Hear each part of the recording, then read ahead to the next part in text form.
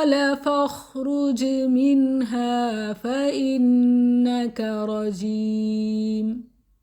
قال، اس نے کہا، فاخرج، بس نکل جا، منہا، یہاں سے، فإنک، بے شک تو، رجیم، مردود ہے۔ فرمایا پھر اس سے نکل جا کیونکہ یقیناً تو مردود ہے۔ اللہ said, get out of here because now you are cursed۔ سورۃ الحجر آیت 34۔ ابلیس نے تکبر کی بنیاد پر آدم کو سجدہ کرنے سے انکار کیا تو اللہ تعالیٰ نے شیطان کو اپنی بارگاہ سے نکل جانے کا حکم دیا اور ساتھ ہی اسے رجیم قرار دیا۔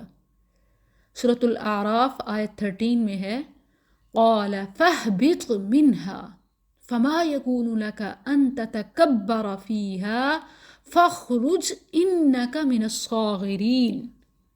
فرمایا پھر اس سے اتر جا کیونکہ تیرے لیے یہ نہ ہوگا کہ تو اس میں تکبر کرے، سو نکل جا، یقیناً تو ذلیل ہونے والوں سے ہے۔